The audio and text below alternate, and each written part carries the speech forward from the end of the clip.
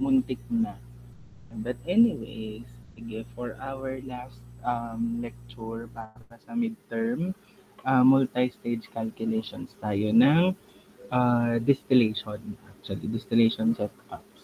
Ayan. Okay.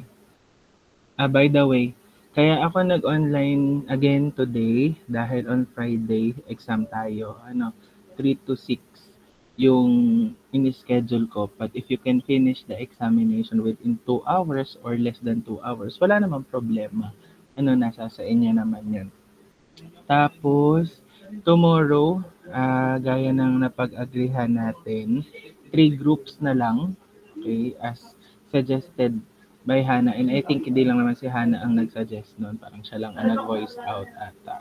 So, yung 3 groups na yun, approved na sa akin yun. Basta i-ensure na lang ng everyone na may contribution sila, ha? Doon sa magiging experiment and doon sa magiging report about it.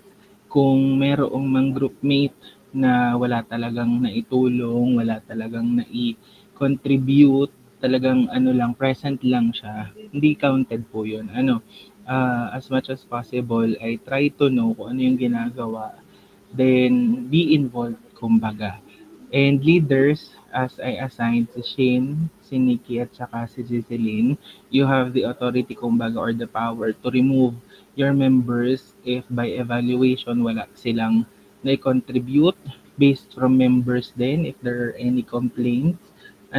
Kasi ang gagawin ko lang dyan, if makarating sa akin yung final output at kompleto yung names, lahat yun ay may grade sa akin. So kung ano mang maging result ng end ng semester, ay kung ano lang din talaga yung pinasa sa akin, kung ano yung grinadean ko. But if you feel na sir, bakit po mas mataas siya sa akin? Ay, wala naman po siyang ganito, contribution sa ganyan, ganyan. Ay, it's on you already. Kasi sinama niyo siya. Hindi niyo naman in-inform ako na may mga ganito palang lapses or kumbaga, pagkukulang or hindi talaga nag-effort or something. Okay po? And ay to be fair for everyone na talagang nagko-contribute. Bagay kayo ay college students na, so please be responsible of the tasks given sa inyo. Kumbaga. Okay? Alam niyo namang open naman ako to any suggestion. Makakapagsabi naman kayo sa akin always. Okay. Then, I think, with the given time din sa atin, 6 weeks, hindi natin kakayanin na nagko-contemplate kasi ako over the weekend no, kung paano natin gagawin ang buong SEPA for 6 weeks. Considering na meron ng field trips ng kailan nga ulit yung field trip? Sorry. 3rd week na yun. So, 5th at 6th week, tama, di ba? Like 16 to 18 at saka 23 to 25 ba? Something like iyon. 16 to 18 and 23 to 25, not mistaken. So, for this week kasi, exam tayo.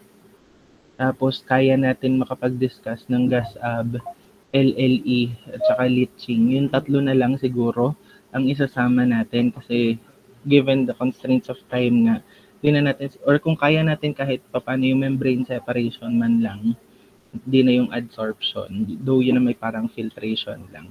Yun, yung 4 siguro max na yun for finals.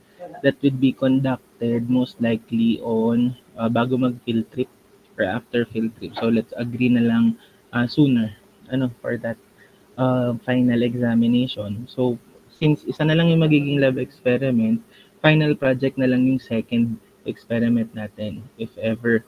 So let's divide the class into 2.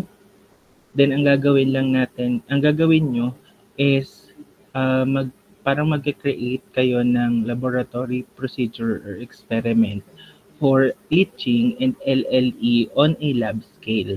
So you don't need to buy equipment. Pwede kayong mag-improvise ng equipment. Pwede kayong gumamit ng equipments dito sa lab if ever.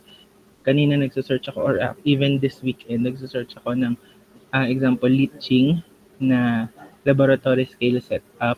Tapos parang nagre-require lang siya ng pre-neck na flask. Tapos may agitator, thermometer, at saka condenser. Yung ganong setup lang. Tapos yun yung gagawa natin ng laboratory, parang laboratory procedure or laboratory manual yung gagawin ng klase. Okay? Naintindihan po. Sa LLE, madali lang siya. Actually, parang separatory funnel nga lang. Tapos, check lang kung may sasama ba. Something like that. May mga nakita kong ganun sa internet. So, you can search about it naman. Ano? And anytime of the day, pwede kayong mag-consult kay Ma'am Reb. Pwede kayong mag-check ng equipments. May mga vacant times din kayo nakita ko. Basta magpaalam sa akin, magsabi lang sa akin na, "Sir, pwede po ba kaming pa-supervise on this day?" Magche-check lang po kami ng setup, something like that. Pwede naman yun. Since I'm at school naman every Monday, Tuesday, Thursday, and Friday, wala ako ng Wednesday at Saturday. So, sabihan nyo ako if need nyo ng assistance ko ng Wednesday at saka ng Saturdays. Ganun lang naman. Okay po? Clear po ba tayo doon? Ayan. So, pinadadali na natin ang ating buhay. So, almost all, okay, possible assessments para kayo ipumasa ay nasa sa inyo na. Ang hawak ko na lang talaga is 50% of your grade. Midterms at saka finals na lang po. Pero so far naman sa ating ilang lectures na ba to, 4 lectures, naiintindihan naman po ang SEPA. Excuse me. Na nahahabol naman yung dapat niyong matutunan.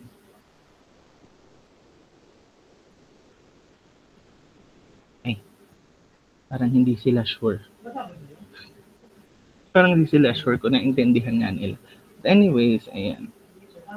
So sige, start tayo with multi-stage calculations. So ano po bang meron sa multi-stage calculations? So from the word itself, multi-stage, meaning your distillation setup will be calculated based from how many trays are there, ano yung possible mass transfer or mass diffusion sa first stage, since every stage or every tray ay kino-consider natin at equilibrium. But most of the time, for multi-stage, we use three methods kung saan na-identify natin yung theoretical number of trays, nakakapag-identify tayo or nakakapag-predict tayo ng possible compositions sa liquid at saka sa vapor phase using that graph, that diagram na meron tayo.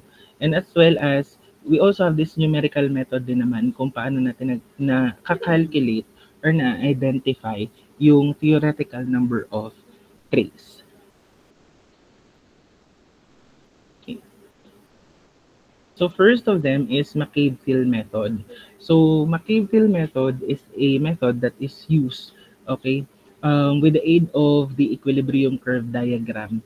So ginagamit siya to determine the number of theoretical stages or trays required to achieve a desired degree of separation. So gumagamit din ito ng material balances around the certain parts of the tower, since ang column natin ay nade-divide into two. You have your rectifying at saka stripping sections. But for McCabe-Thiele method, we will be utilizing three. Okay? Parang three sections. You have your rectification, your stripping, at saka yung feed natin. Let's consider feed sa McCabe-Thiele as one section, kumbaga, ng ating column. Though maliit na section lang naman siya ng ating column. Which gives us equations of the operating lines na gagamitin natin to plot specific points and lines specifically as specified doon sa ating diagram.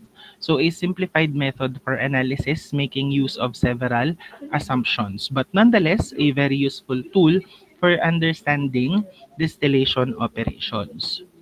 So first requirement sa ating McCabe-Thiele method is your VLE data or your vapor liquid equilibrium data para kayo ay makagawa ng ating equilibrium curve together with the 45-degree line.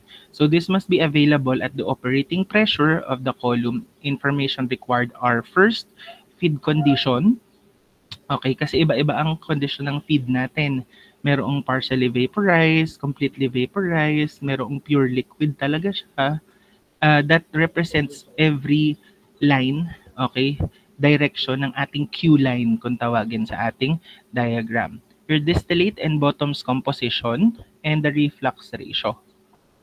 So remember that your reflux ratio is your liquid na bumabalik from your condenser over the distillate product or yung mismong nagiging product na ng distillation operations. So the method involves the plotting on the equilibrium diagram 3 straight lines. Kaya sabi ko kanina, let us now consider 3 sections, kumbaga, ng ating column. That's your rectifying section, your feed line, and your stripping section. Pero kapag nagpa-plot naman tayo, ang need lang talaga natin technically is 2 lines. You have your rectifying section and your feed line. Kasi mayroong shortcut, kumbaga, or technique for us to plot, okay, efficiently and effectively yung ating stripping section operating line. So each of these lines pass through the points representing the mole fractions ng ating more volatile component in the distillate, bottoms, and feed. Wait lang. Okay. Para kita ko kayo. Ayan. So yung mga lines na to, they represent the relationship between the concentrations sa vapor at sa liquid phase natin. Sir, bakit po? Paano po nare-represent? Kasi ganito yung nagiging, wait lang, itsura niya. Naayos ko lang yung screen ko. Okay. Ganito po. Ayan. So as you can see, meron tayong equilibrium curve in the 45-degree line that represents kung paano ba gumagalaw or nag-ooperate yung distillation setup natin with any mixture possible. Though ito, ideal to. This is an ideal kumbaga na itsura ng ating diagram. And ang kinukuha natin dyan, sa simula is inaalam natin kung ano yung ating XB at saka yung ating XD. Then, let us say dito ang XF daw is nasa roughly 0.55, somewhere like that. Tapos, pinatatama natin siya sa 45-degree line. Then, from those points, doon magsisimula ang rectifying Q-line at saka stripping line natin. Stripping, rectifying operating lines natin. Then, we have specific formulas para malaman natin, okay, kung pasaan yung ating lines na yon. So, kailangan natin makapag-generate ng Y equals MX plus B format na equation, kumbaga, from your solute balances. Then, for your Q line, you have this specific equation na pwede rin gamitin. Given naman na yung mga yan. Just in case hindi nyo matandaan, we can also derive naman those equations. Gaya na sabi ko kanina, you can use your solute balances later on para makapag-generate kayo ng equation of a line. So the following are referred to as your McCabe-Thiele assumptions leading to the condition of constant molar overflow. So the two components have equal and constant molar enthalpies of vaporization. Then component sensible enthalpy changes and heat of mixing are negligible compared to latent heat changes. Kumbaga, we can state or we can assume na ideal yung temperature or constant yung temperature natin. Walang naapektuhan, kundi yung phase lang talaga ng specific natin na substance, which is the more volatile component itself.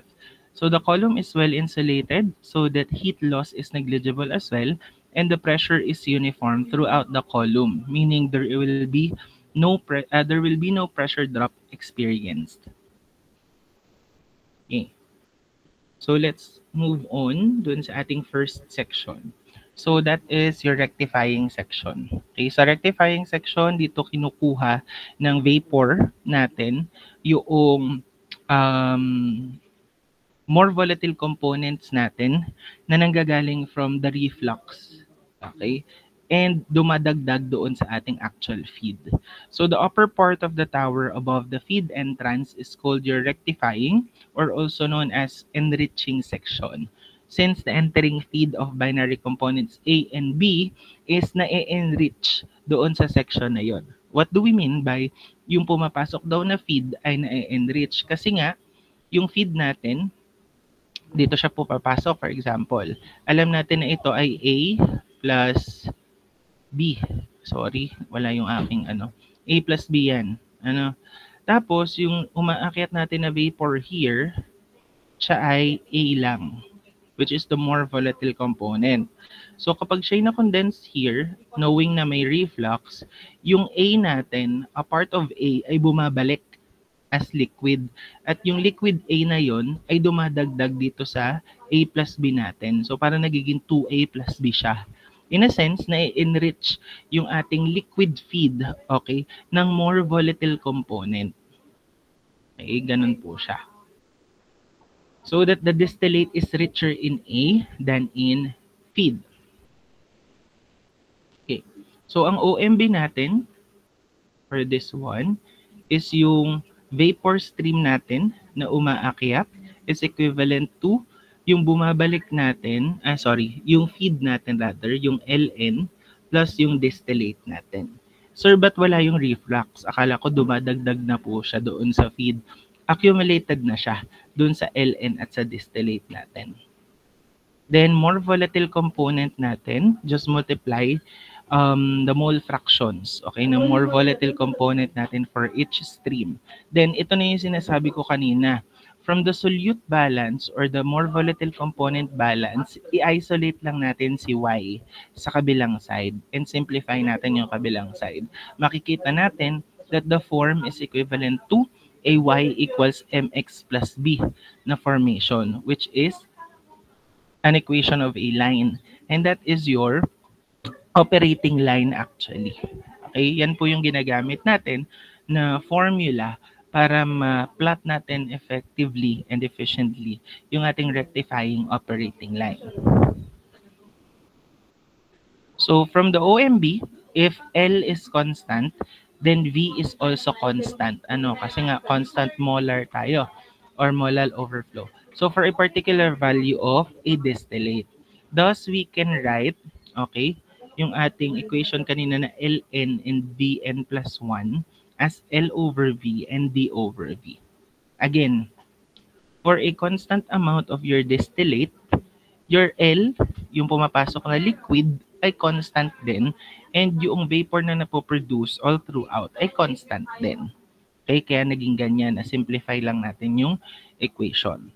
And since V is equivalent to L plus D based from your OMB, okay, we can substitute L plus D doon sa ating V variable from the first equation and mapapansin natin that there is a ratio na makikita which is L over D, okay, and D over L, which is kahalintulad ng equivalent natin sa reflux. So if you are to simplify this equation, okay, and get an equivalent expression for your reflux, yung y equals mx plus b natin, which is the equation of the line ng rectifying section natin, may be interpreted or expressed in terms of the reflux variable. Okay? Same lang ito. Itong with R at saka itong nauna, same with this one. Pare-pareho lang po yan. Depende lang kung ano yung given sa problem. If given as a problem yung reflux, you can use this one already. If hindi naman at L at D ang given sa atin, edi you can use this one naman. Okay? Naalin dyan. But all of them came from a single equation, which is your MVC or your more volatile component na balance. Basta gagawin mo lang siyang y equals mx plus b. Okay, bilang equation of the line nga yung hinahanap natin. So if you are to take the upper part of your equilibrium diagram, okay, yung rectifying section natin or rectifying operating line ay nagsisimula sa 45-degree line at saka sa XD intersection natin. So that is your point. Then, nagsasubstitute tayo ng values ng X, okay, to get an equivalent value of Y. Okay po. Kasi kailangan to put up a line, kailangan natin ng 2 points, okay, na pagkokonektahin. Okay. So later on, the step-by-step procedure ng kung paano ba natin ginagawa to will be presented. Then we have your stripping section. So sa stripping section naman, ito yung bottom portion or bottom part ng ating column. So including a partial reboiler extending up from stage N to stage M plus 1. So parang nagsisimula sa reboiler yung stage ng stripping section hanggang M plus 1. So it's from here to here. Something like that. Located somewhere below the feed. So, same pa rin naman ang OMB natin, but for the stripping section, we use L prime and V prime. Okay, since nagamit na natin si L at V sa rectifying section, but they also represents the same thing naman. L prime is actually the enriched liquid already, while your V prime naman, edi yung palang yung kasisimula pa lang na vapor. Plus B, which is your bottoms. Then, your more volatile component, balance. So, multiplying lang tayo sa kanilang mole fractions of their specific or respective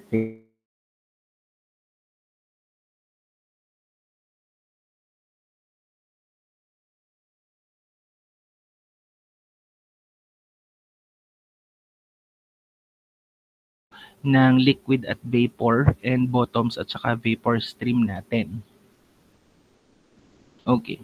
So the vapor leaving the partial reboiler is assumed daw to be in equilibrium with the liquid bottoms product. Okay, kasi doon naman siya nanggaling. At parang volatility lang naman yung naging way para yung maging vapor, yung more volatile component natin. Thus, the partial reboiler acts as an additional equilibrium stage kasi without the reboiler, hindi natin masa-separate yung two components natin. That is why when calculating the number of stages, most of the time, your partial reboiler or your reboiler is included. At kapag tinanong tayo kung ilan yung number of trays, nagma-minus 1 tayo. Okay? Kasi trays na yung usapan, hindi na stages. So, the vapor rate leaving, it is called your boil up naman. Okay? And its ratio is equivalent to your vapor na napoproduce natin over the bottoms. Okay. So, from your boil up ratio, V prime over B, okay, magagamit natin yan to express, okay, your previous equation of the line ng stripping section natin into this manner. Considering na ang ating OMB sa stripping section ay L prime equivalent to V prime plus B, substitute natin yung V prime plus B sa ating L prime from the equation. Then from there, mapapansin natin na meron tayong B over V prime. Tama ba? B. Ay, sorry, wait lang. Parang may mali dun sa aking equation. B, B, tama. Okay, which is the inverse of your, this one, boil up ratio. So we can use your boil up ratio or the equation of the line in terms of your boil up ratio naman for the stripping section. So kanina reflux ang ginamit natin for stripping section, boil up ratio naman po. Naintindihan po ba? Nasusundan?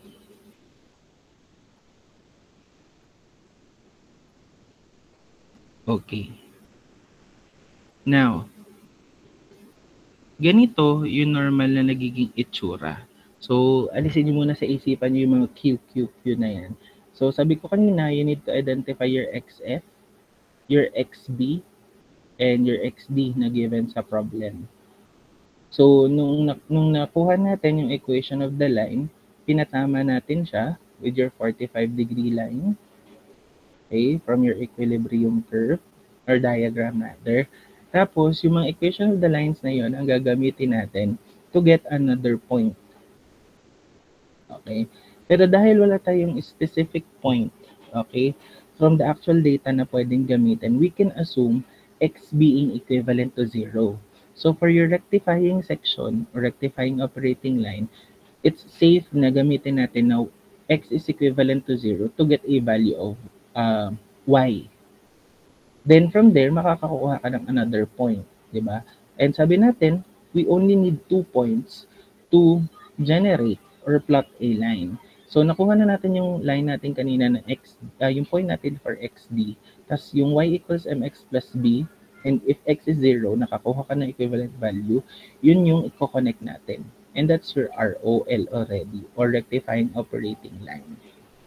Then, kailangan na lang muna natin mag-identify ng Q line.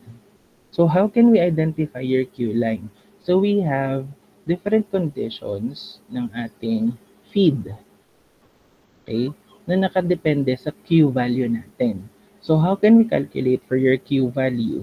So we have like 2 ways or minsan 3 kasi stated na sa problem minsan yung itsura or parang nature ng feed natin, which will identify your Q value already. So nakakapag-assume na tayo ng kung saan yung ating what do you call this? Yung ating Q line mismo. But to be safe, we can use this equation.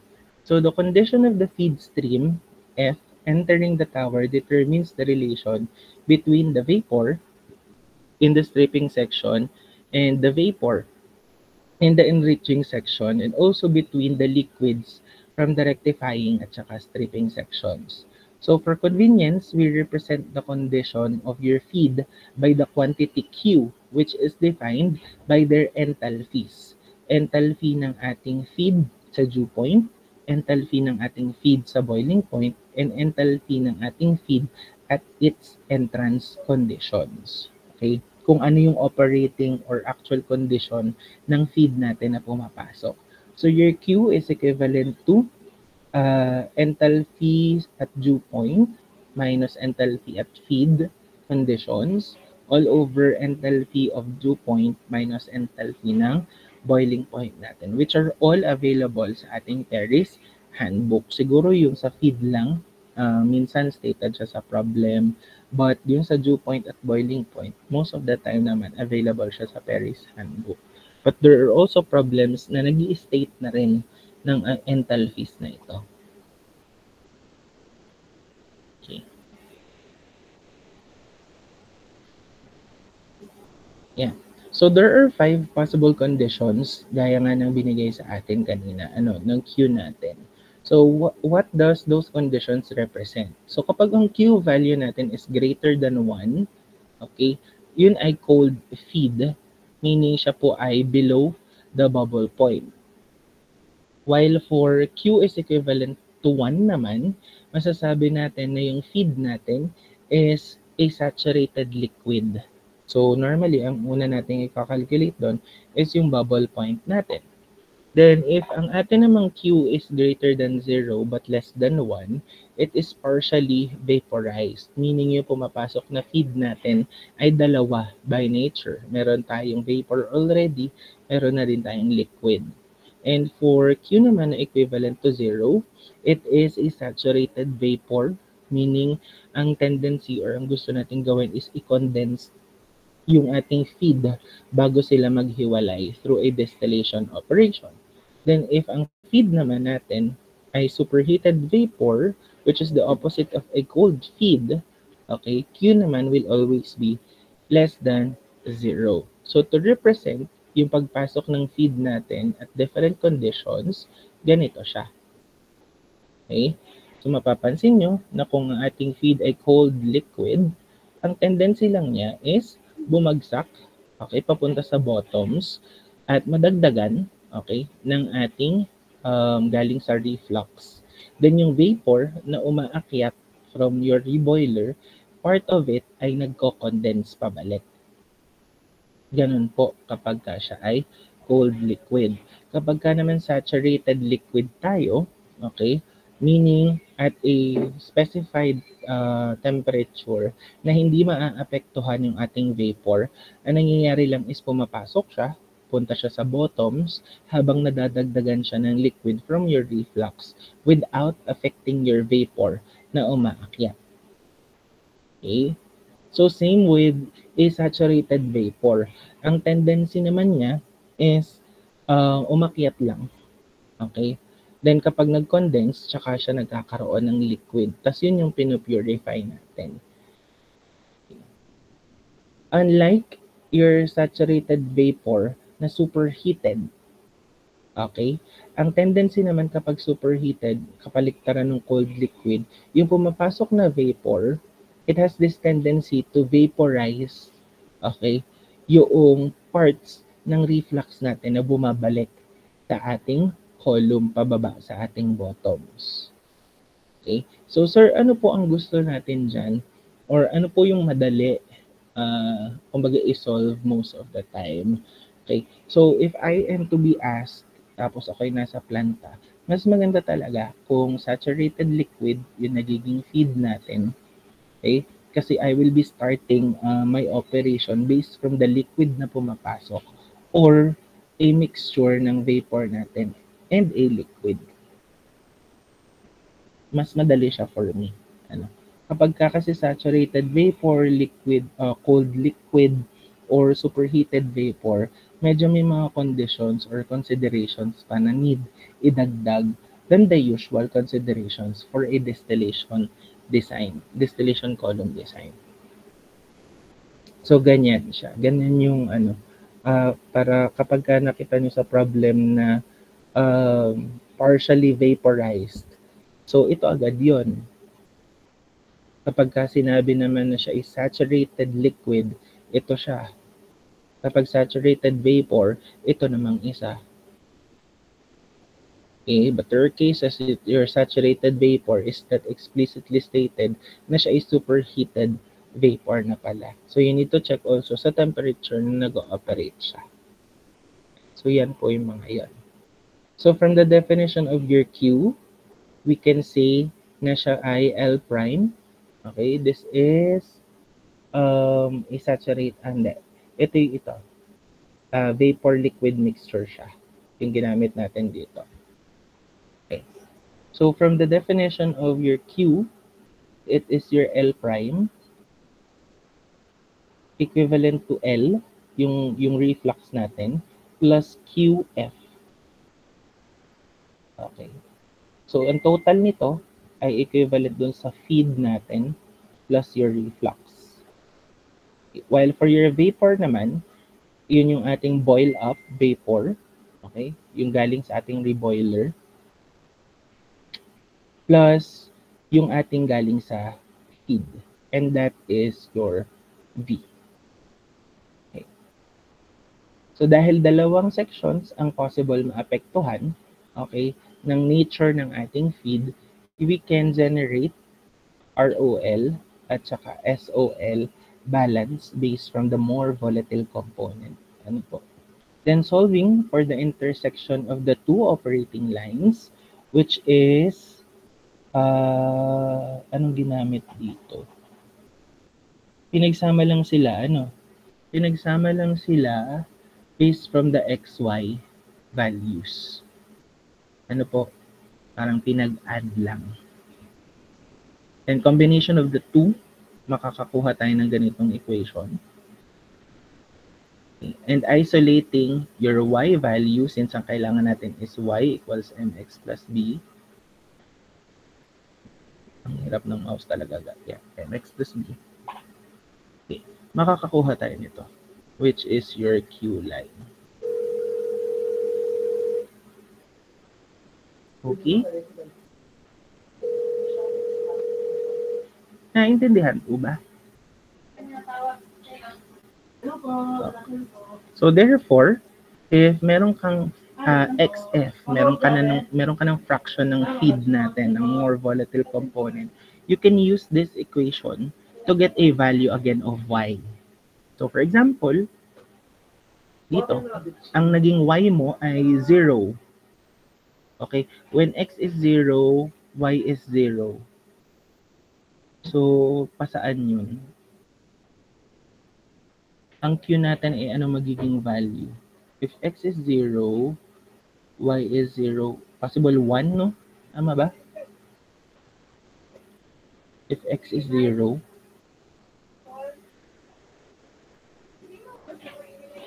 Hindi.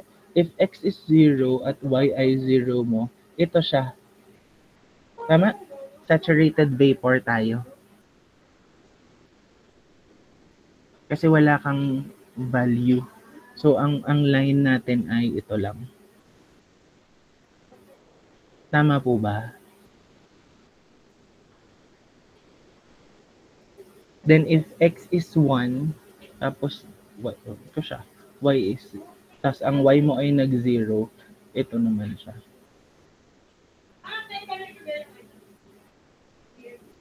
Try nga natin. If ang feed ko ay 0.5, so this is 0.5. If x is 0, so 0.5, ay wala pala akong Q na binigay. So, kailangan ko pa siyang kuhanin. Kuhanin natin yung Q pa. Kasi ito ay magzi-0. So, depende sa value ng Q natin. So, kung ang Q natin ay equivalent sa 1, let us say Q is equivalent to 1. At 0.5, ang magiging value natin ay 0. So, therefore, ito nga siya.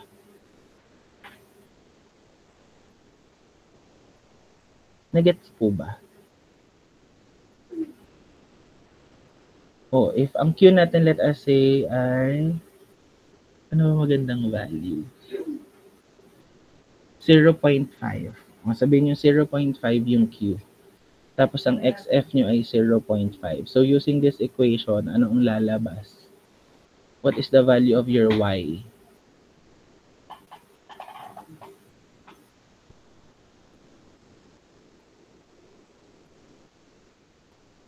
Ano to? Ang Q ko ay 0.5. So that's 0.5.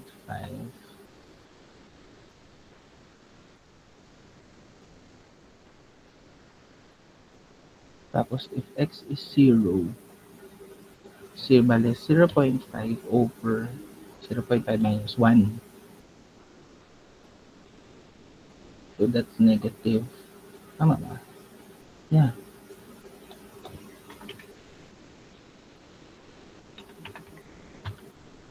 Negative 1. So kung negative 1 siya, ang punta ng aking point is papunta dito. The value of my Y is negative 1.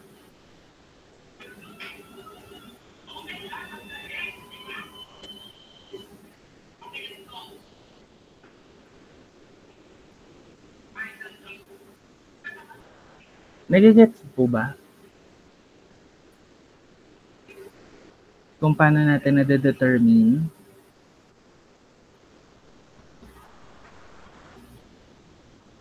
or siguro medyo confusing siya pag may Q na. But anyways, basta yung Q natin, siya yung mag-identify kung pasaan. Okay? Yung ating Q line. So, basta pag nakita nyo, kunyari, ang Q nyo ay hindi nag-0 at hindi siya nag-1, laging siyang nandito lang sa direction na to. Itong green line natin. Okay, lagi siyang vapor-liquid mixture. Okay, pag siya ay nag-greater than 1, that's pure liquid.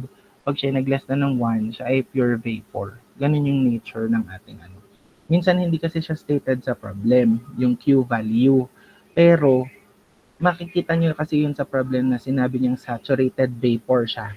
So kung siya saturated vapor, most likely itong violet or yung violet lang yung ating magiging direction. So it's a straight horizontal line, kumbaga. So kung ayaw mo maniwala sa instinct mo, ay di consider mo na Q is equivalent to 0. Tapos, gamitin mo yung Q line natin, yung equation, makikita mo na yung ibibigay sa'yo dapat na points is horizontal line lang from your 45-degree line. Ganun siya. Okay, your Q line or your Q values helps us na ma-determine kung pasaan ba yung ating Q line mismo. But if you wanted, okay, to specifically plot, okay, your Q line, edi ito nang gamitin nyo based from the value of your Q. Pero gaya nga ng sabi ko, minsan hindi siya stated. So you need to check ano yung nasa problem, kung siya ba ay anong klase ng feed. Sir, paano po pagka sinabing vapor liquid mixture siya, tas wala namang sinabing Q value? O di, it's safe to assume 0.5 Q value, most likely siguro. So 45-degree line ka lang lagi. Something like that. Okay? Pero parang imposible naman. Most of the time, lagi siyang binibigay kung di ako nagkakamali. Kasi it's hard to identify your Q line without the Q value. Not unless, okay, not unless you will be utilizing or may given sa atin na enthalpies. So, yun yung purpose nitong equation naman na ito. Okay po. Okay, if you don't know yung enthalpy ng feed natin, you can simply use the heat capacity of your feed if may given siya, then the boiling point minus the temperature of your feed. Okay? Yun yung gagamitin natin. Then enthalpies na lang at dew point and boiling point. Ganun po siya. Okay. So here is a detailed step-by-step. Okay. Step-by-step procedure natin. So you can read it out. Pero para mas madali, let's try to solve problems. Para mas makita natin paano siya. Okay. So ganyan po dapat yung resulting natin. Okay? Pero ang ginagamit lang talaga natin dyan to determine theoretical number of stages ay yung nasa loob ng equilibrium curve natin na pinatatama natin doon sa ating operating lines. Hindi po sa 45-degree line ha. Kaya nga tayo nag-operating line. Hanggang doon yung triangle formation natin. And those triangles would give us the theoretical number of stages. Okay? And also trace. Yeah. So if you are to be asked how many stages are there, you have 7 stages including the reboiler. But if you are to be asked how many trays are there, okay, theoretically 6 trays lang tayo. Okay. So for your feed stage location, it varies naman po. Depende kung saan ang Q line at kung saan yung intersection, okay, ng tatlong lines, yung Q, ROL, tsaka SOL. Kasi kung nasan yung intersection na yon at kung saan tray siya tatama, most likely above that tray is its location. Okay? So gaya nito, ang optimal stage niya, since siya ay here, is at stage 3. Dahil ito ang 1, 2, 3. Above stage 3. So, dito naman, feed stage natin, 1, 2, 3, 4. This is below optimal stage. So, kung nasa 3 tayo, hindi. Kung dito tumama, nasa 4 ang optimal stage natin and below optimal stage is 5. Ibig sabihin, ang optimum conditions natin is at stage 4. Okay? Pero there are cases na you can place it below stage 4 or above stage 4. Laging ganun. Same with this one. So ito ay stage 3 dapat siya. Pero naging stage 2. Kasi, bakit sir, ganun yung naging conditions? Kung saan naman po, wait lang, yung bracketing kumbaga ng ating ROLs tsaka SOLs. Ito kasi, yan, pag in-extend natin to, yan, extend natin siya. Okay. So, you may place it at 2, 3, or at 4. Okay? So, same with it. Ito yung extension. And ito yung extension.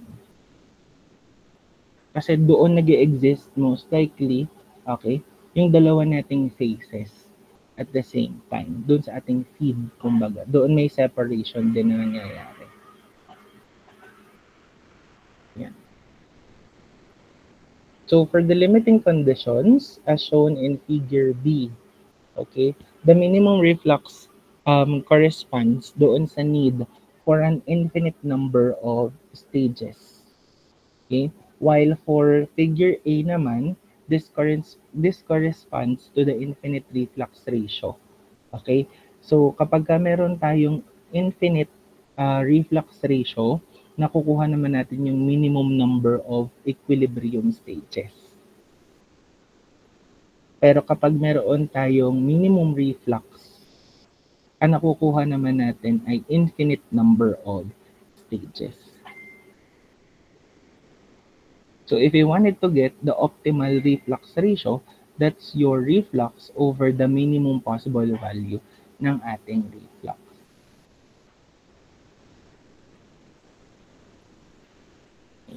So ito naman, ano lang to, conditions based from increasing at decreasing natin na values ng reflux at boil-up ratios.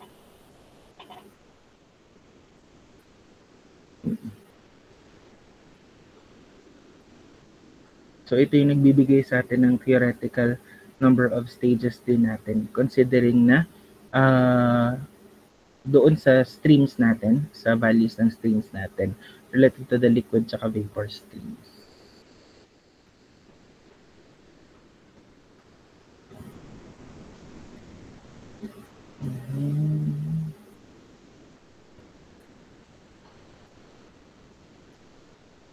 Yan, gaya na lang nito. You have here your pinch point, okay? Kung saan yung reflux ratio nyo is at minimum. Kapag ganito, hindi natin completely ma-identify yung theoretical number of stages. Kasi parang nagsarado na siya here. Okay? Tinuloy lang natin siya based from ano yung assumed value natin. Kaya at the minimum reflux value, infinite number of stages yung nakukuha natin. For ideal systems, but for non-ideal systems, nag-iiba yung case kasi iba yung nagiging stream or parang plotting ng ating, you call this, equilibrium curve. So nakadepende siya sa equilibrium curve natin. Minsan may mga applicable si minimum reflux, merong hindi, depende nga sa ating curve mismo. But most of the time, kapag ideal yung conditions natin, your minimum reflux ratio would give us infinite number of stages. So for you guys to understand more of total, partial, and zero reflux, you can watch this video. But to summarize, your partial reflux only means na may bumabalik na liquid after it has been condensed. Kapag total reflux ay completely bumabalik, okay, yun yung nako-condense natin na vapor. And while for zero reflux naman, di wala tayong bumabalik, okay, na liquid from your vapor, from your condensed vapor. As simple as that. Okay. So for us to understand more, okay, sa concepts ng McCabe-Hill, let us try to solve simple problems. Ayan. Para din mapakita natin kung paano ba nagagamit yung McCabe-Hill to predict theoretical number of stages. So sabi dito, a liquid mixture of benzene toluene is to be distilled in a fractionating tower. Excuse me. Yeah. So sorry. Ano yung napindot ko? Sorry. Yeah. So first statement pa lang, liquid mixture siya. Okay?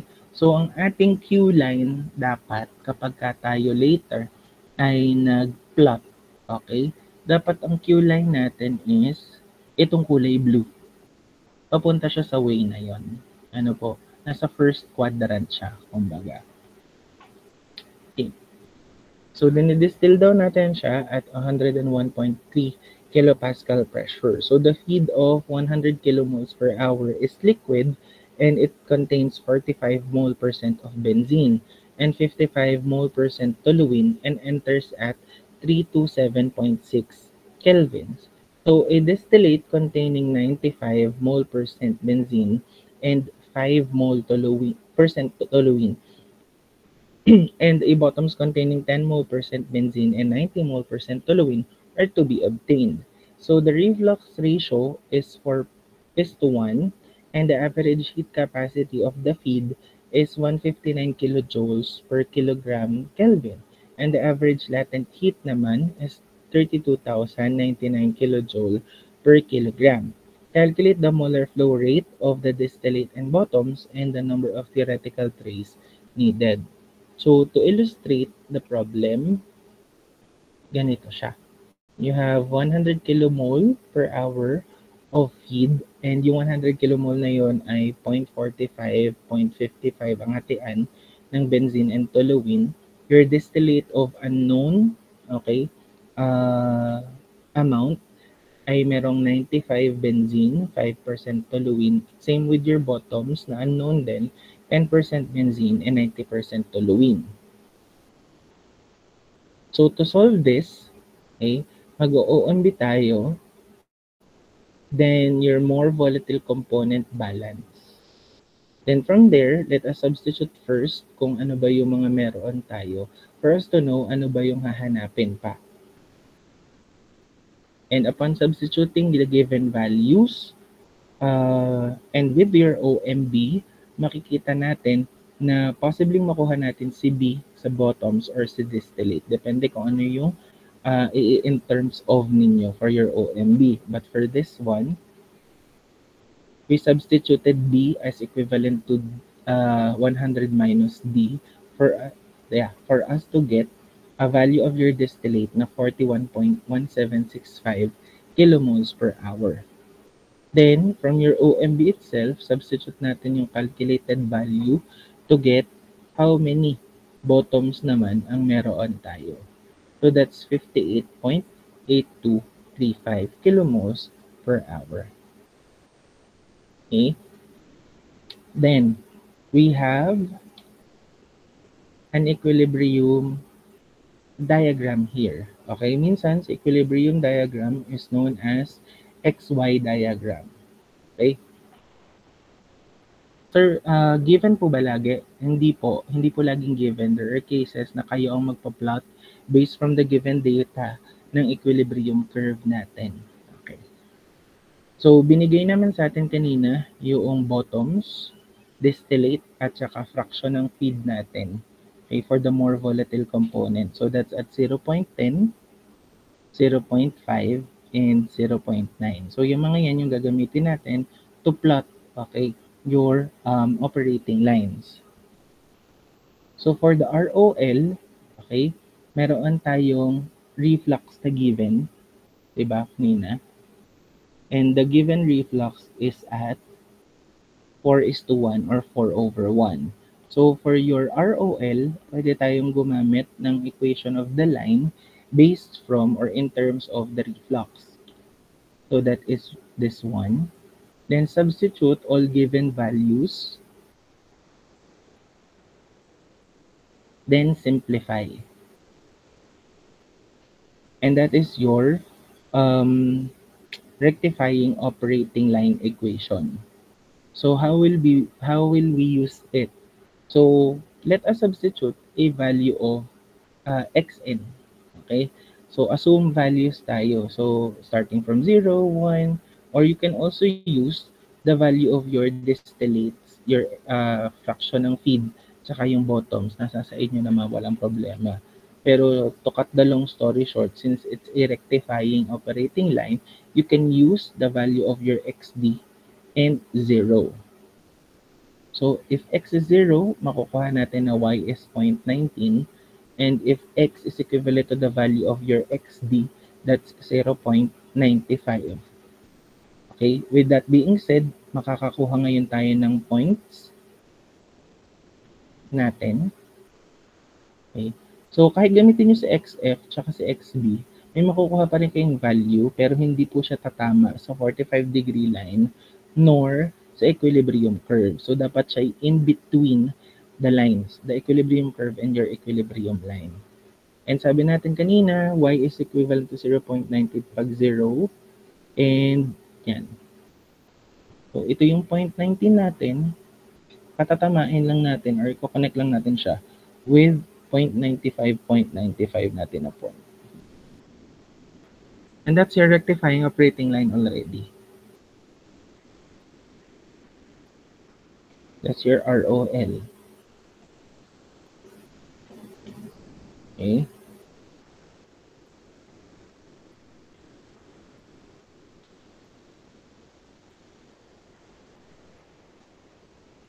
Okay.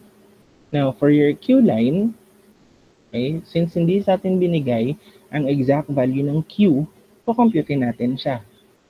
And this is okay, the equation for that. Since hindi naman given sa atin ang enthalpy ng feed natin, we'll be using Cp multiplied by the difference of the temperature ng boiling point minus the temperature of your feed. Okay, so paano natin kukuhanin? Using a TXY diagram, okay, sinabi sa atin na 0.5 ang fraction ng benzene natin. So patatamain natin siya sa ating boiling point curve. Okay? Ibig sabihin siya ay mag-vaporize at that particular point with a temperature of roughly around 94 to 95 degrees Celsius or maka less than pa, mga ganon. Okay? So we can assume that the temperature here is, ayan, 93.5 yung ginamit na temperature, ang assumption. So therefore, your Q value, substitute lang natin. Okay.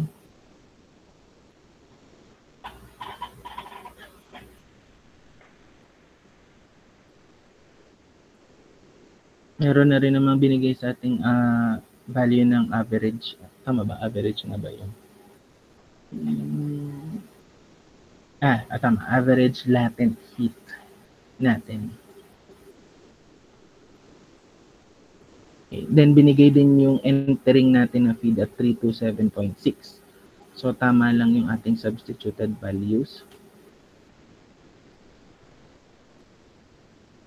Okay. So, therefore, your Q value is greater than 1. And sabi ko kanina, di ba, kung siya ay liquid daw, cold liquid, di ba, dapat siya ay papunta dun sa blue line kanina. And that is greater than 1 based from the condition, which is correct. Okay. Now, we can get an equation of the line for your Q line. So, to simplify that, you have this one. So, plot ulit tayo ng points.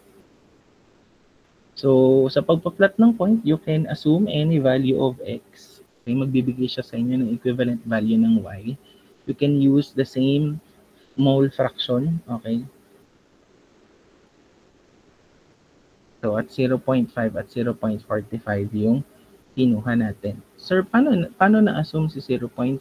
Di ba sabi nga natin kanina, pag ganito yung kanyang way. So, dapat ang susunod yung value na i-assume ay yung greater than 0.45. So, in plotting your XF, your Q line, so at 0.5 dito siya, okay, nakakuha siya ng value. Anong nakuhang value? 0.7585. So, from here, nakukuha siya, sabi natin nandito, somewhere here, ganyan. Patatamain mo ngayon siya dun. Okay? Ang 45-degree line natin. And that is your Q line already. Okay. So, sabi ko kanina, we only need 2 lines. Okay? Then, makukuha na natin yung tatlo. Sir, paano nga po? Paano yun? So, without calculating for your SOL or without doing the equation of the line itself for SOL or stripping operating line, you can plot it out already. So from your XB here, okay, i-connect nyo lang siya dun sa intersection ni ROL at ni Q line. Or the other way around. Si Q, yung intersection, connect nyo dun. Yan. And that is already your stripping operating line condition. Stripping operating line. But may condition. And that's your SOL already. Then, ready na tayong gawa ng triangles. So, your triangles would start from here sa XD natin. Then, draw a horizontal papunta sa ating equilibrium curve. Then, a vertical line papunta doon sa ating operating lines, not with the 45-degree line. Then, repeat it. Okay. Pero pagdating dito, once po na kayo ay lumampas na ng Q line, okay, ang patama na natin is dito sa tripping line naman natin. Kasi ito, technically, dapat ito ay wala na. Plinat lang na natin siya hanggang doon sa intersection. Okay? Then, count your triangles from above. And that is, theoretical number is 7. So, we have 1, 2, 3, 4, 5, 6, 7. Kasi nagsakto siya here sa ating XB. Kapag lumalampas dyan, normally that's 8 or 7 point something. So, 8 minus 1, parang ganun. Nagets po? Nasundan kung paano natin siya ginagawa.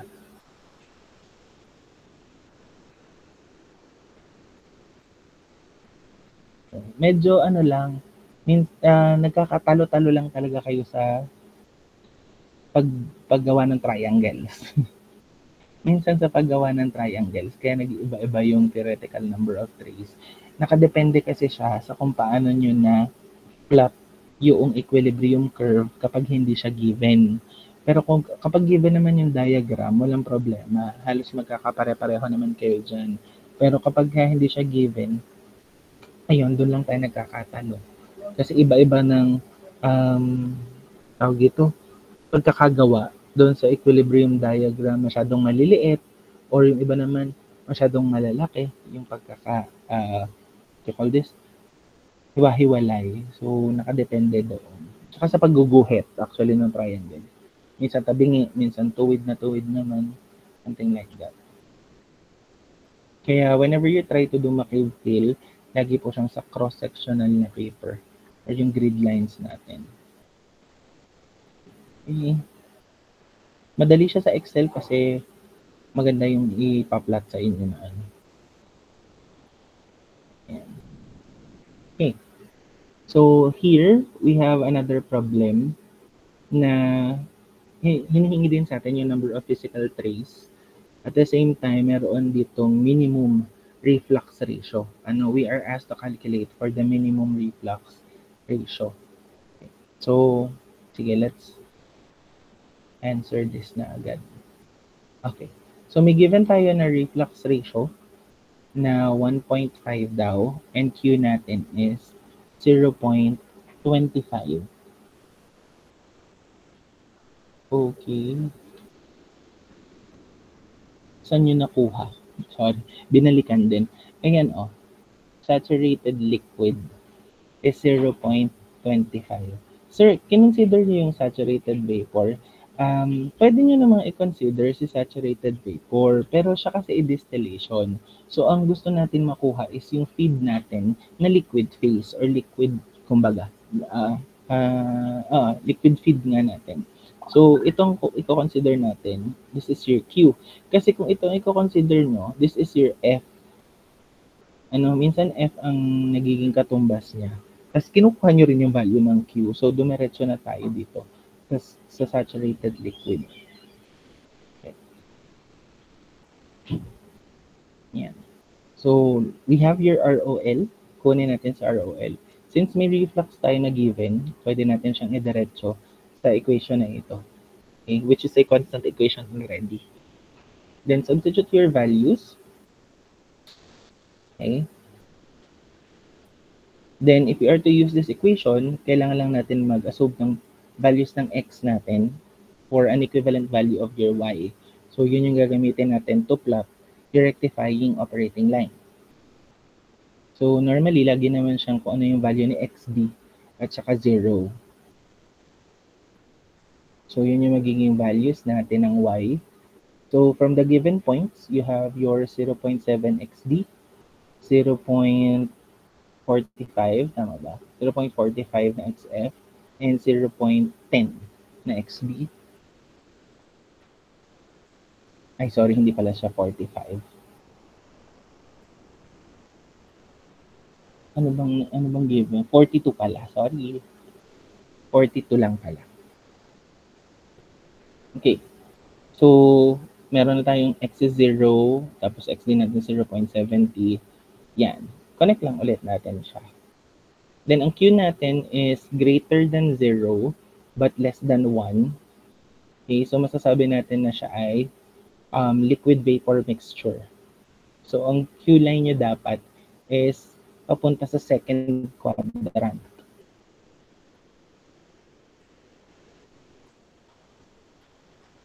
Okay. So, for your Q line, we can use directly this equation already since may value naman tayo ng Q. Okay?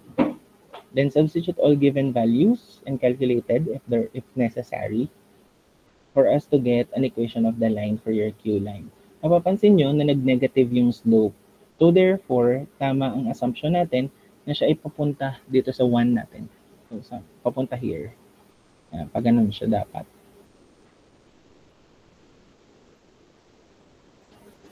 Okay. So points to be plotted, assume tayo ulit ng x is equivalent to 0 and x is equivalent to your mole fraction of your feed naman. So that's y is equivalent to 0.56 and 42. Okay. So from those points, we have, yeah. Okay. So it's almost horizontal, pero tama pa rin tayo na siya ay papunta sa second quadrant. Okay. So that's your Q line.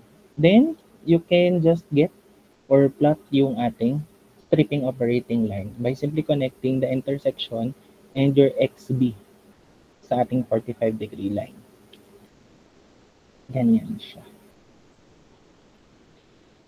That is your SOL. Then, pwede na tayo mag-draw ng triangles natin from your XD and at the 45-degree line. Yeah. So that's how many? 1,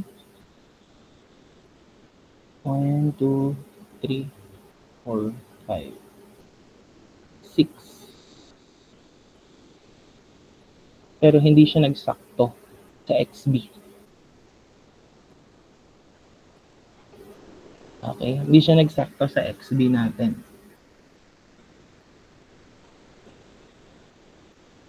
So, replot lang natin siya. Paano yun, sir? Hindi po siya nagsakto sa ating XB.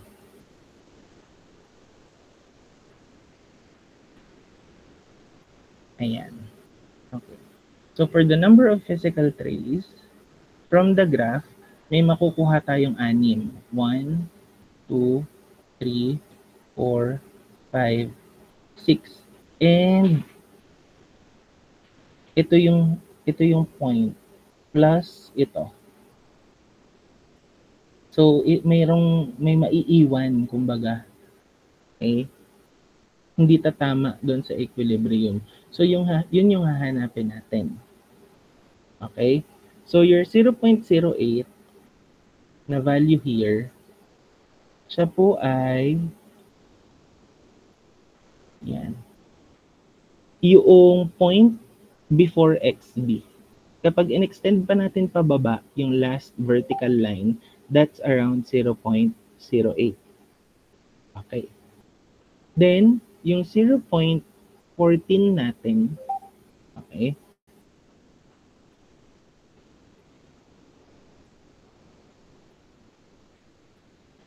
Ay ito pong second line natin, second vertical line, pag in-extend natin. So that is the difference of your x's. Okay? Over 0.16 minus 0.08. 0.16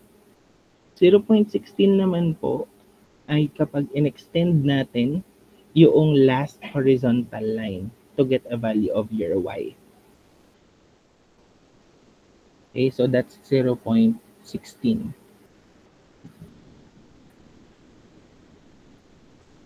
Nakuha po ba? So, nakuha natin si 0.75.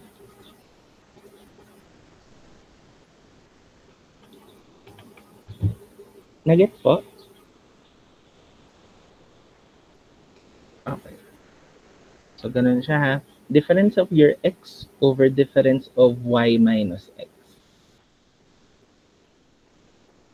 Or parang, oo, ito rin kasi yung 0.08 din ang tatamaan nito. Ito. Yan. So, rise, di pala, run pala. Run over rise. Ano nangyari? Okay. Then, from your 6.75, okay, magma-minus tayo ng reboiler at ng ating condenser. Then, for the number of physical trays or actual trays, 4.75 over 0.40. Sir, saan po galing si 0.40? Stated kasi sa problem natin na ang tray efficiency, overall tray efficiency is 40%. Okay? Yung kasing nakuha natin ay itong calculated value natin na 4.75. This is assuming na 100% okay, efficient yung ating number of trays. But for this instance, 40% lang. So you need to divide 4.75 by 0.40 to get 11.875 or approximately 12 trays. So physical or actual trays necessary for the problem na makakapagbigay sa atin ng overall efficiency of 40% is nasa 12 trays. Then for the minimum reflux ratio, meron tayong, yan. So sabi natin kanina, di ba, ang minimum reflux ratio, merong point ng rectifying natin at stripping natin na tumatama doon sa equilibrium curve. Pero saan sa equilibrium curve? Kung nasaan po yung Q line, tapos kung saan po siya nag-intersect with the equilibrium curve, doon nyo po patatamain yung rectifying natin at saka yung SOL natin to plot, okay, a diagram na merong minimum reflux ratio. Okay, so that's your minimum reflux ratio line. Kung saan your Y value here is equivalent sa XD over R plus 1. Sir, saan galing yan? Balikan natin si rectifying line. Okay. So, sa rectifying line, if x is 0, okay, mawawala to. So, xd over r plus 1 is equivalent to your y. Okay, doon po yan galing. Inassume natin na 0 ang value ni x para makuha natin yung equivalent value ni y. Okay, kaya yung point here is equivalent to xd over r plus 1. So, yung assumed value na yan, i-equate natin with the equation and the assumed value is around 0.32. Meron naman tayong value ng xd which is 0.70. Okay? So, makukuha natin ang minimum reflux ratio natin as 1.1875. Na-gets po?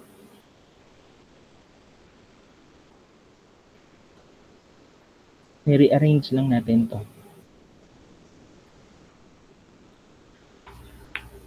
Okay? Kaya nagkaroon ng R min is equal to 0.70 over 0.32 minus 1. Ganon siya. So, medyo napapadali, kumbaga, yung paghahanap natin ng values using the equilibrium curve diagram or equilibrium diagram. Okay. But, sir, are there any other ways on how we can calculate theoretical number of plates or stages or trays? So, we have a numerical equation or parang numerical method naman other than McCabe-Thiel method. So that's your Fensky method. So sa Fensky method, this is used to theoretically calculate yung minimum, okay? Minimum number of trays required. Okay? Tapos, yung minimum number of trays na to, this includes your partial reboiler considering na siya ay total reflux. Kapag siya hindi total reflux, yung mako-compute natin na minimum number is for the number of trays only. Okay? Ito ay at total reflux, kasama si partial reboiler sa number of trays. But most of the time naman, kasama naman lagi. Kasi again, your Fensky method is most of the time applicable only kapag ang hinahanap sa atin ay minimum number of trays at total reflux talaga. Okay, madalas dito doon yung pinagagamit, pansin ko sa mga problems. So if the relative volatility of the binary mixture is approximately constant, yung following analytical expression natin can be used, okay, which is this one. Okay, so your minimum theoretical number of trays under Fensky method utilizes the average relative volatility. So yan yung equation natin na gagamitin. So para mas malinawan kung paano ba siya ginagamit, let's use this problem. Midigay dito yung average relative volatility natin at 2.5. Then, it operates at total reflux. Normally, kapag start up ang distillation natin, total reflux talaga. Ano po, wala pang distillate talaga na kinukuha. Binabalik mo na lahat ng liquid hanggang sa mag-circulate siya ng ayos at equilibrium na lahat. 200 kilomoles daw yung pumapasok sa atin.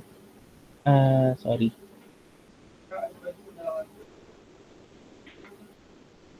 Tama. 200 kilomoles yung pumapasok at sineseparate siya as top product that contains 95% ng benzene and yung bottom product natin ay 4% naman. While your feed has 40% of the benzene.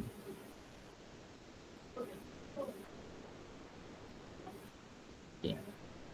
So, ang XD natin is 0.95, 0.4 with an average relative volatility of 2.5.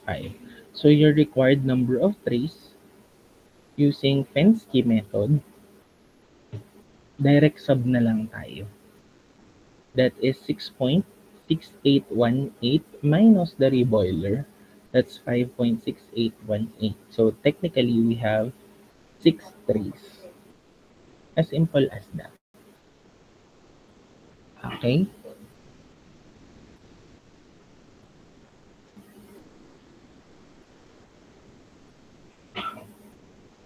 Okay. But sir, are there cases po na hindi given sa relative volatility? Yes, there are cases. May mga problems na ganun, gaya nito. Hindi binigay sa atin yung relative volatility, but we are asked to calculate for the minimum number of theoretical plates required. Okay. So, given naman sa atin yung operating temperature and pressure. So kapag ganito ang ating problem at ni-require tayo to use Fensky method, okay, ang una natin gagawin is balik tayo sa phase equilibria sa VLE. Ang gagawin natin is aside from the OMBs. So, iraranto ko na lang to kasi ito ay general procedure na natin. Ayan. Your D, your B. Ayan. Other than that, kapag hindi given si relative volatility at sabi sa inyo ay gamitin si Fensky method, ang kailangan nyong gawin is calculate, okay, for the vapor pressures of your components. Okay? So, alam naman na siguro kung paano mag-compute ng vapor pressures. Ulit-ulit na natin siyang ginawa during distillation and phase equilibria problems. Okay. So, may Antoine's equation tayo that utilizes ABC constants, but we also have Antoine's equations that utilizes the C constants. Pero may iba pang tawag dito sa formula na to eh. Minsan hindi Antoine's yung nakikita ko sa reference. Nakalimutan ko lang. Yan. Okay.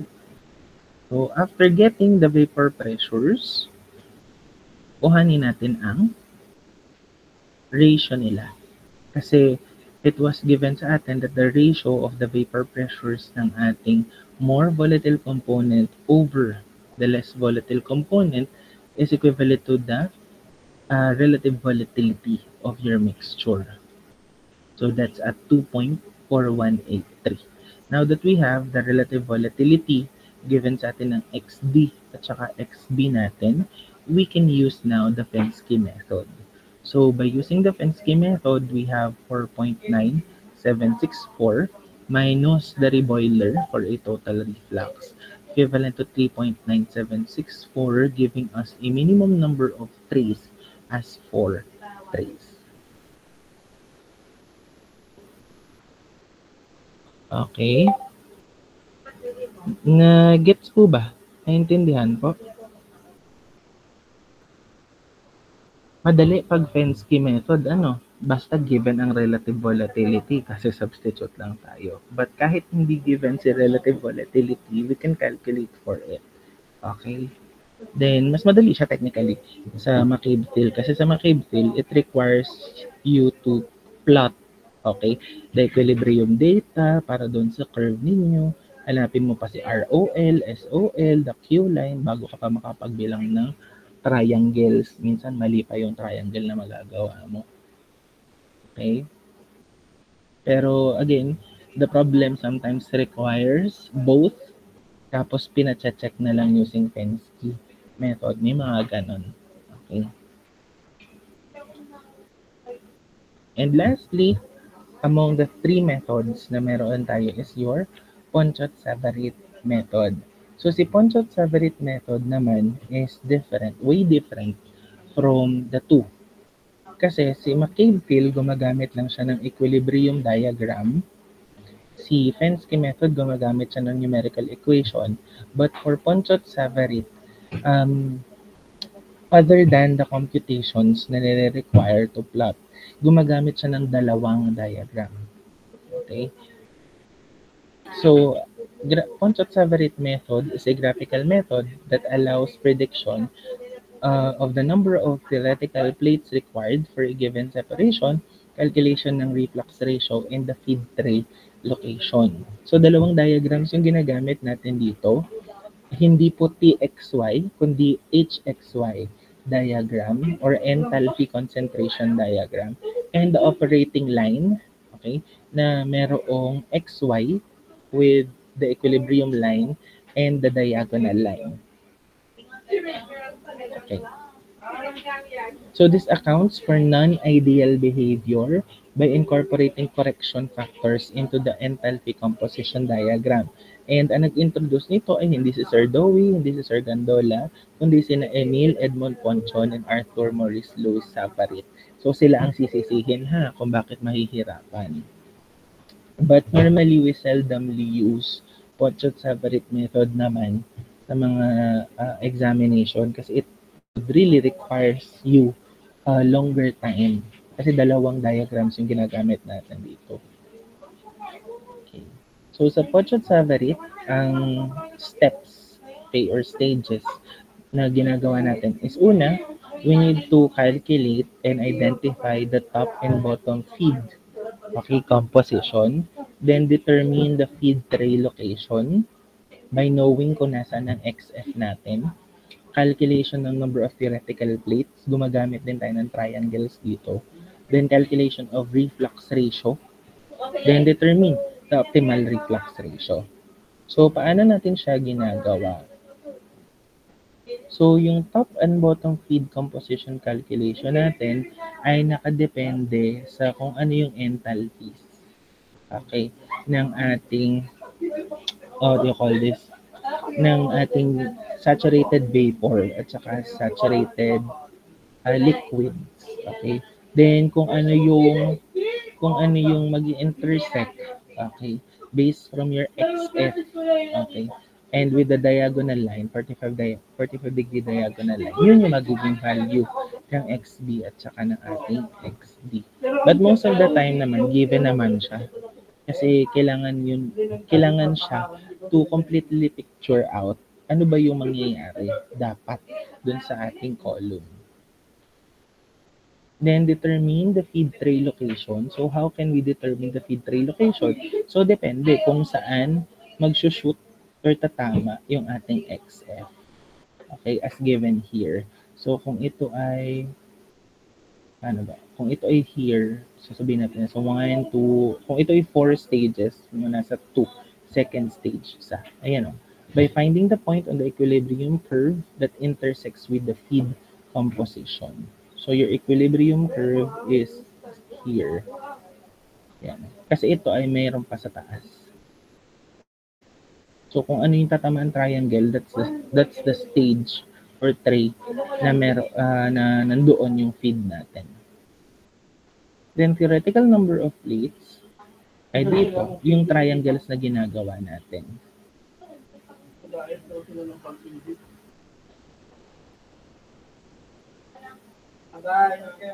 Then calculation, of reflux ratio. This is the amount of liquid returned to the column as reflux expressed as a ratio to the amount of liquid removed sa ating distillate.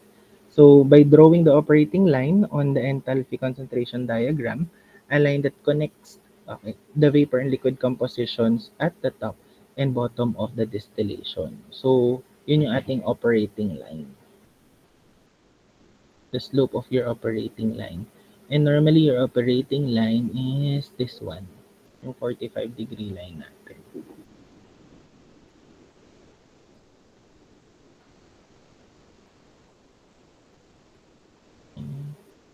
Yeah. So, saan natin makukuha yung mga enthalpy values natin? So, your enthalpy values normally are derived sa mga tables na ito. Sa Perry's handbook natin. There are cases na given din naman siya. You can use Antoine's equation, you can use correlations, you can use chapter 4 as well, to get enthalpy values and boiling points. So, yun yung gagamitin natin to plot. But there are cases or most of the time naman, given siya. Just in case lang na hindi, dito natin siya nakukuha. Okay? Pinagawa ba kayo? I mean, doon sa mga retakers, pinagawa ba kayo ni Sir Gandola ng Poncho Savarit? Hindi na. Hindi na. Okay. Pero na-discuss naman sa inyo kung paano siya ginagamit. Hindi na rin. Hindi na rin. So, bago sa inyo itong Poncho Savarit. Nakakatuwa siyang gamitin, though medyo matagal kasi. Medyo matagal siya kasi dalawang diagrams nga yung kailangan gawin. Yan. Okay. So, yan yung mga necessary. So, I believe everyone knows naman how to get enthalpies. Kasi ginagamit na natin yan sa heat and mass, sa Momentra actually, sa Momentra. Thermo. Mas madalas gamitin sa thermo talaga. Yung mga Pitzer correlation, van der Waals. Salt thermo as well. And these are the equations. So, familiar naman na yung iba since they are composition equations. Okay, sa liquid tsaka sa vapor phases. Tapos, yung iba ay Antoine's equation for the vapor pressures. Then yung iba naman here is enthalpies. Okay? Ng liquid at saka vapor mixture natin. Okay? Kaya meron diyang XA at saka XB. Tas multiplied to the enthalpies o those compositions.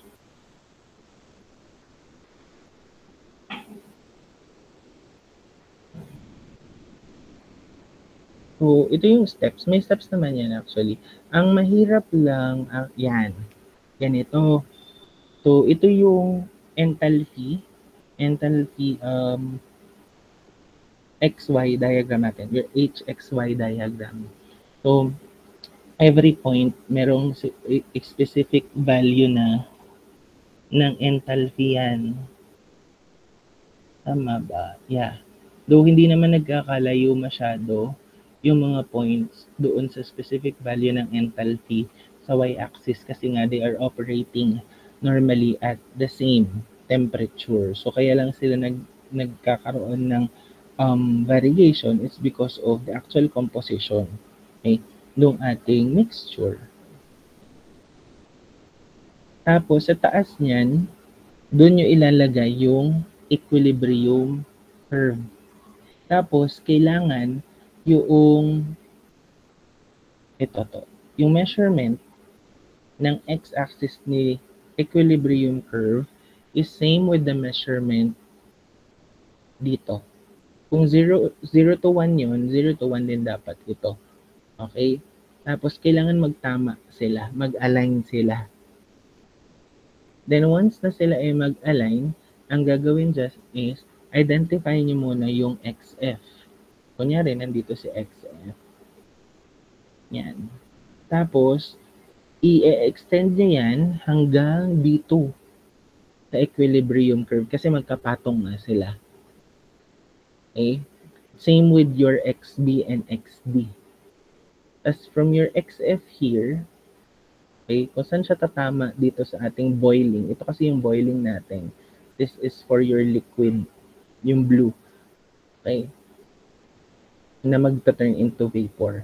Tapos yung tatama dyan, 45-degree line if not mistaken. Yan. Kahit lumampas siya na lumampas dito. Kaya meron kanina na bigay, asan na yun? This one, makikita nyo lampasan dito.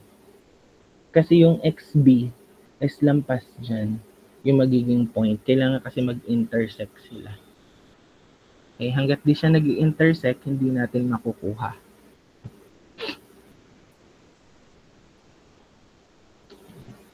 Siguro gawa na, doon, nandito naman yung step-by-step procedure. So, pwede nyo naman siyang gawin sa bahay. Ano? Get the boiling points, temperatures between, ayan.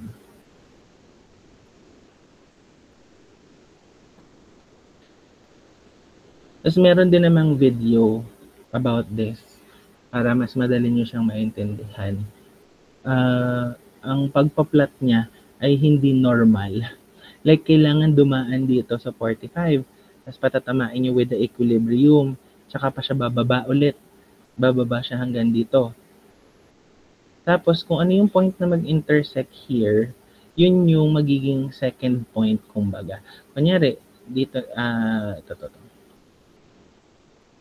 ito, this is your XD. Diba? Yan yung in-extend ng in-extend. Ito that. Yan. Tapos, may mga considerations pa yan. Like here, dito nag-intersect. So, from this point, ito yung una. Na ito, technically, itong point na to, galing pa to dun sa extended sa equilibrium diagram. So, from here, yan. Extend yan dyan. Tapos, pinadaan sa 45-degree line hanggang sa equilibrium curve. Tapos, ibinaba siya here. Yan, ganyan siya. Tapos yung magiging second line nyo is from there hanggang doon. Tapos ang triangle lang na i-consider ito. Tapos yung magiging second line nyo for the second triangle will start here.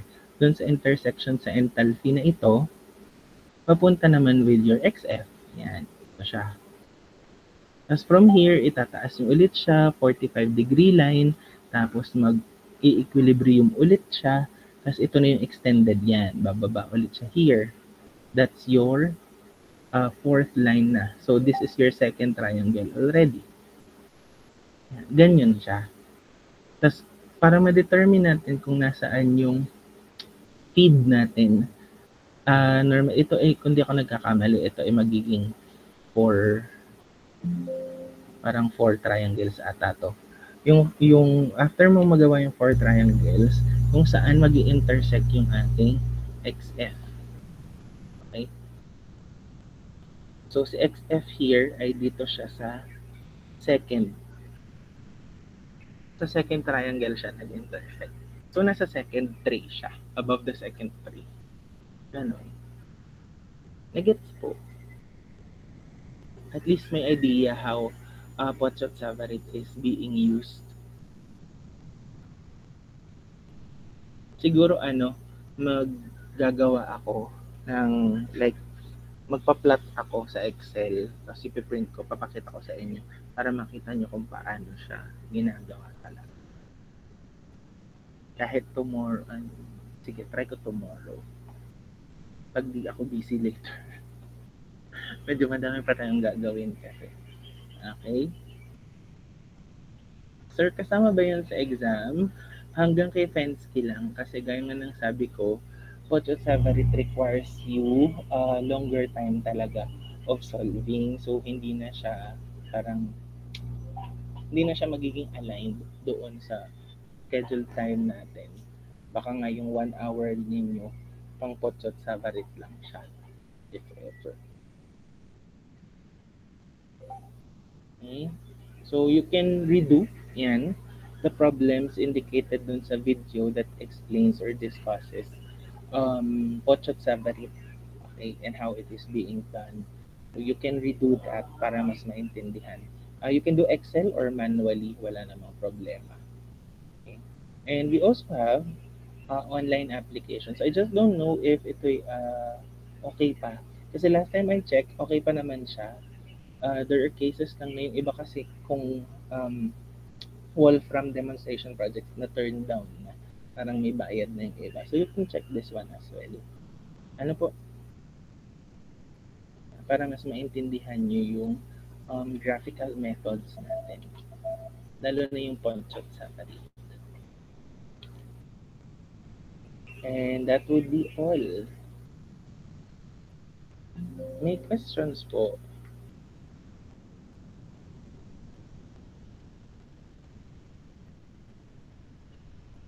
May questions ba? Clarifications? So far, okay naman. So siguro ang bagong learning na nabigay ko is Pochot-Savarit. Though medyo complicated talaga siya. Yung binigay kong step by step is yun pa lang yung simplest. Kapag given yung enthalpies, given yung equilibrium data, kahit yung equilibrium data lang para lang ma-plot siya, madali pa naman. Pero humihirap siya kapag walang given enthalpies. So you need to get it one by one, point by point, para makapag-plot, okay, ng maayos na enthalpy diagram. Doon lang na medyo humihirap talaga. Ano pa? So I guess okay na tayo for midterms part. So far for midterms part. Then for finals, as promised, we have expect natin 3 to 4 lectures pa. Gas absorption, leaching and LLE. They are the same kasi, yung leaching at LLE.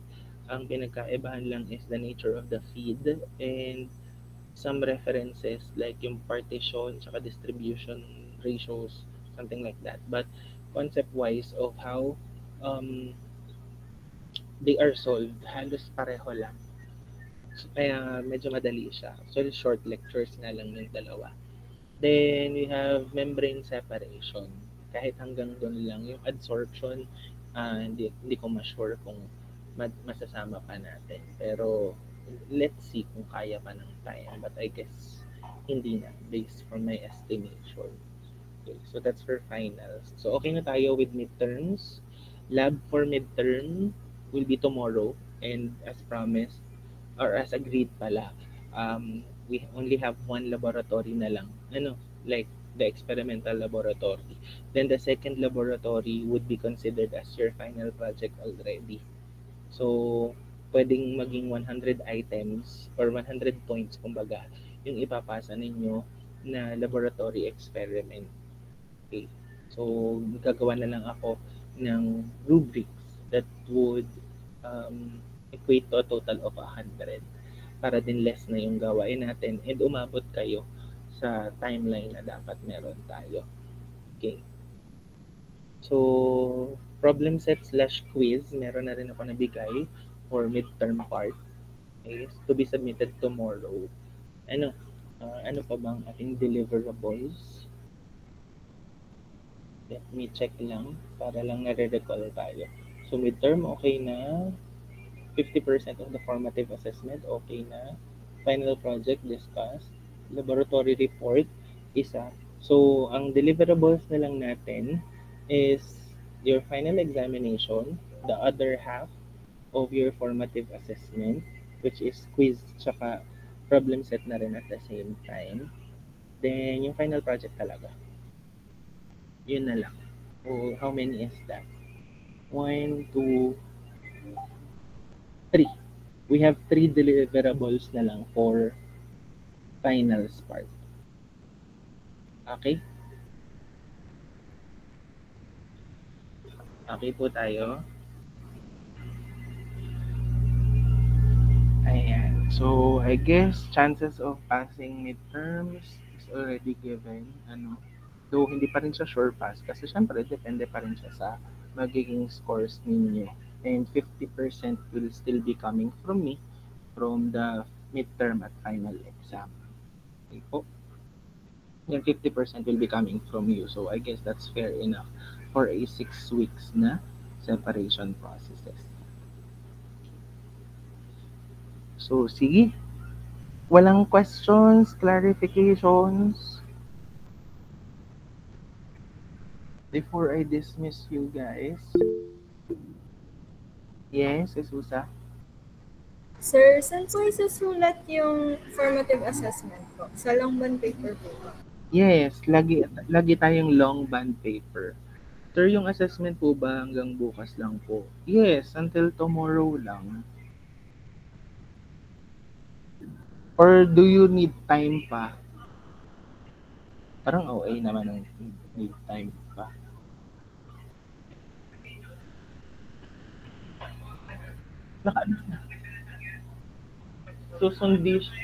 Susundo siya kay Rian.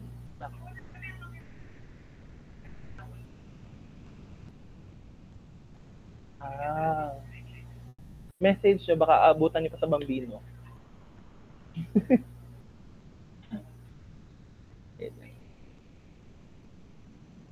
Answer lang po ba? Pati yung tanong, ano nga, answer lang? Grabe naman. Nga ngayon ka kayo gumawa ng problem set at answer lang. E di lagi tayong question and answer. Kaya parang nakalagay din ata doon na pwedeng i-print. Oo. Wala ba akong nilagay? Parang nakalagay na pwede nang i-print. Do pwede naman printed ang questions. Wala po, nakaalis na po. Tapos handwritten po ang answer. Pwedeng printed problem, handwritten ang answer. Pwede rin namang printed problem, printed ang answer. Basta siya ay yung, alam niyo, paano ko ba i-explain?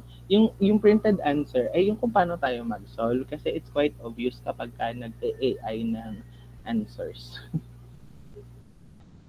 Medyo obvious kasi siya. Wala akong problema kung handwritten or typewritten ang inyong answers. Nasa sa inyo po yun. Pero once I see na siya ay suspicious. Like, obvious kasi kapag ka talaga AI generated ang answer, doon tayo magkakaroon ng problem. Kasi AI now can actually generate graphs nga, di ba? Nakakapagbigay na sila ng Excel formula for you to graph a particular kaya na nila yung gawin. Kaya pagka medyo suspicious siya, I di expect na lang na I'll be asking you, you personally actually, kung paano nyo na-solve yung specific problem na yon. Then if you cannot explain it to me ng maayos, ay di my suspicion most likely would be correct. Ano po? Don't worry, I always ask naman pagka there's something off with your submitted May mga natanong na ako dito before, lalo na pagdating sa lab reports or something. Okay.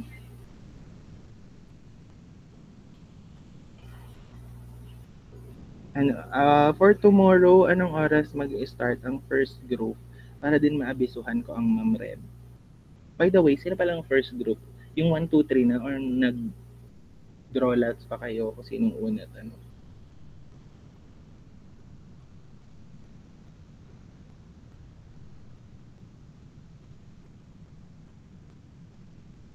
Kasi kung 3 hours, 3 hours ba kami? Matagal naman yan. 8, 9, 10, 11. Sabihin natin mag-start yung isa at 11.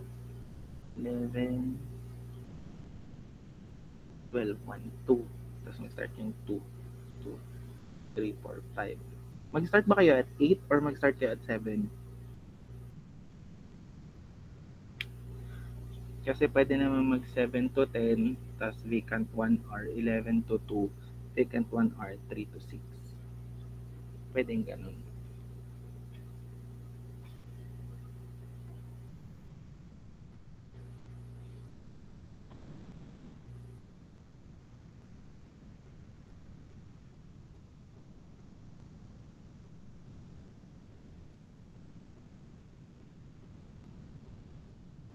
O mag-randomizer na lang tayo.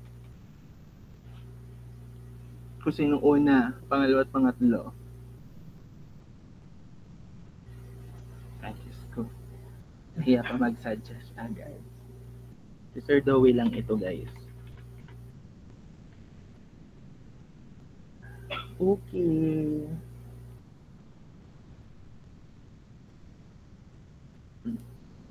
Sabihin nyo nang dadaya pa ako.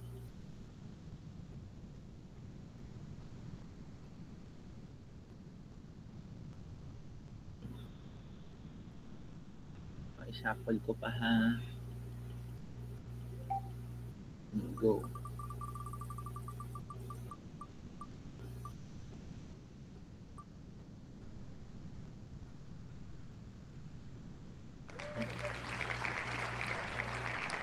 So yung group 1, pag-isip tayo talagang una.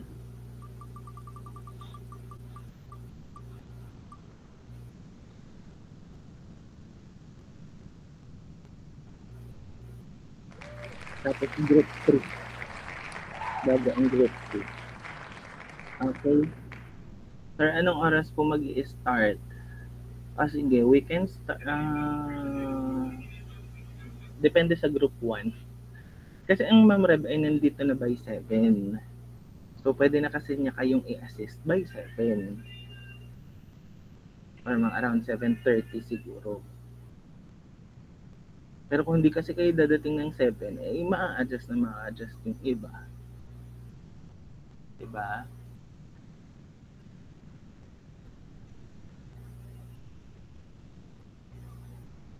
Okay. So, group 1, anong oras po kayo like promise time to start? 7:30 a.m. daw po. Okay, sige. So, group 1 would start at 7:30. I'll be giving you 3 hours. Based from experience din ng madami. Kasi iba yung pinagawa ko. Though pinagamit ko rin yun, pero iba kasi yung pinagawa ko sa ibang groups. Okay, 7:30 to 10:30. Then group 3, you may start at 11. Okay ba tayo doon? 11 to 2. Then, third group, you may start at 2:30. Yan ha, may 30 minutes na parang grace period. Just in case need mag-extend for cleaning, something like that. Then, the group 2 may start at 2:30 hanggang 5:30. Maximum na yung 6 kung kailangan talaga. Okay po tayo? Clear. Yan, nag-okay naman. Yan. Hindi ko lang sure kung nandito ba si Shane? Nandito naman si Shane. So, yan. Siya kasi yung inassign kong leader for the nag-randomizer kanina. Okay. So, sige. Any other questions pa?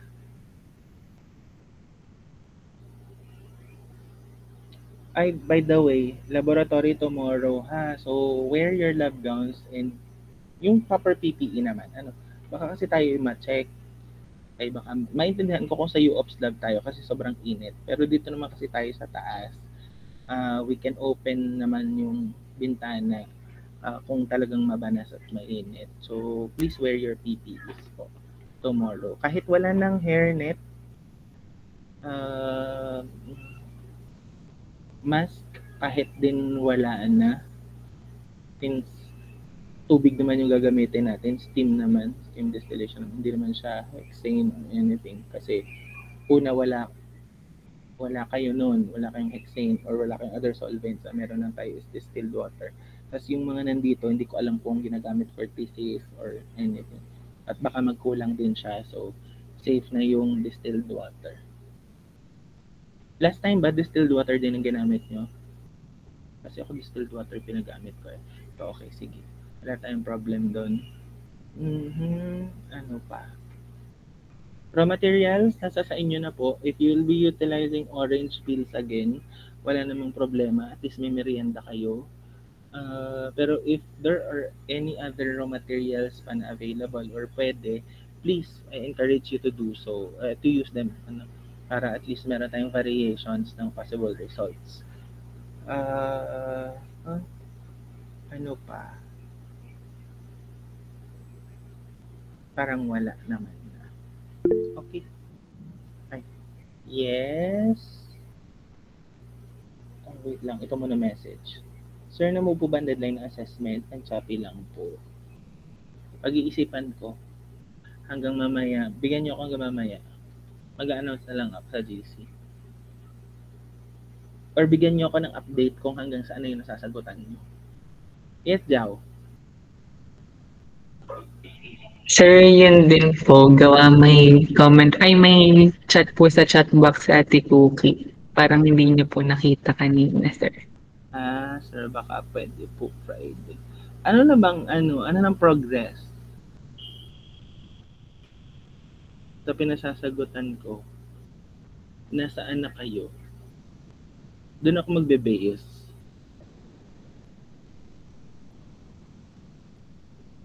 Ay, saan ko nilagay yung problem set na ano? Tapos ka lang. Wait lang ha, buksan ko lang. Para lang may guide din ako. Midterm. 5 problems ito. Nasaan na kayo? Out of 5 problems, ilan na solving? Alam ko solving. Tas naman kay Cookie. Solving pa po. Siyempre, solving. Wala naman kayo pinagawa. 3 po. 2, 3. Number 4, sir, medyo mahirap. Number 4. Yung boiling point. Oo, medyo mahirap na to. Out of the 5 questions, ito yung medyo complicated siyang gawin. Sige. Payag na ako kasi nasa number 3 pa lang kayo. 3 out of 5. So, may 2 problems pa. bukas maglalab pa. Sige. Dahil Wednesday naman, most of you guys ay walang klase. Tama ako? Based from the sheets na pre-provide ninyo. So, I am expecting na by Friday, before exams, before tayo mag-start ng exam, makicollect na lang ako ng problem set / quiz natin. Okay? Para kahit habang nag-exam kayo, baka makakapag-check ako. Ayan ha, expected by Friday, tapos ha. So, yung deadline natin sa classroom, paki-turn in na lang. Kahit hindi pa talaga. I mean, kahit ngayon, pwede nyo na siyang i-turn in. Para hindi na tayo mag-open, close pa. Pag di pa naman nasagutan niya, hindi ko na alam, ha? Okay. So, sige. Friday, P-set. Parang wala naman na. Thank you. So, okay, no problem. Madali naman akong kausap. Pero kung majority kasi sa inyo ay nasa like number 4 na, I think kaya namang sagutan until tomorrow. Pero most of you guys kasi nasa number 2, 3 pa lang. So, baka nga mahirap talaga din yung naibigay.